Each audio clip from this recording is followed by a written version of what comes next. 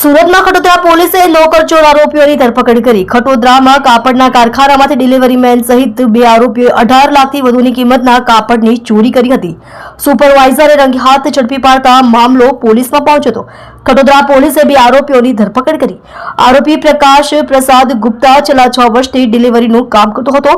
2 વર્ષ પહેલા કામ છોડીને ગયેલા નરેન્દ્ર મિસ્ત્રી નામના આરોપીની સાથે મળીને ચોરી કરતા હતા.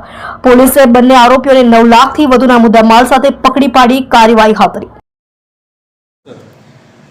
ખટોદરા પોલીસ સ્ટેશનની હદમાં પરમાનન્ટ ઇન્ડસ્ટ્રીયલ એસ્ટેટ આવેલ છે, જે એસ્ટેટમાંથી કેટલાક કાપડ ચોરી થતું હોવાનું કારખાનાના સુપરવાઇઝરે ડિટેક્ટ કરેલ. ચલણ વગરનો માલ નીકળતો હતો, જે પ્રકાશ ગુપ્તા લઈને જતો હતો. તેને અટકાવેલ.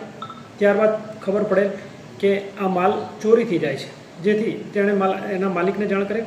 તેના માલિકને બોલાવેલ અને આ આરોપીની હકીકત મળતા સર્વેલન્સ સ્ટાફને જાણ કરતા સર્વેલન્સ સ્ટાફે તાત્કાલિક એને દબોચી લીધેલ.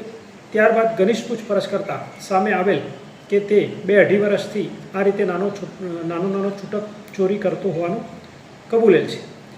આ માલ આ જ ખાતામાં અગાઉ નોકરી કરતા નરેન્દ્ર ઉર્ફે ભાવેશને મદદથી માલ બહાર સગેવગે કરતો હતો અને અંદાજિત 17 થી 18 લાખ જેવી ચોરી કરેલી હતી, જેમાંથી 9 લાખનો મુદ્દામાલ પોલીસે રિકવર કરેલ છે. કાયદેસરની કાર્યવાહી કરેલ છે અને હાલ આરોપી રિમાન્ડ પર છે. સર, જે મુખ્ય આરોપી જે છે ગુપ્તા, ત્યાં શું નોકરી કરતો હતો? જી, ગુપ્તા છે મુખ્યત્વે રિક્ષા ડ્રાઈવર તરીકે, ટેમ્પો ડિલિવરી બોય તરીકે કામ કરતો હતો. સર, કેટલાનો માલની ચોરી થઈ હતી અને કેટલો રિકવર થઈ ગયો છે? જી, અંદાજિત 17 થી 18 લાખની ચોરી થયેલાનો અત્યારે ખુલેલ છે, જેમાંથી 9 લાખ રૂપિયાનો મુદ્દામાલ કવર કરેલ છે.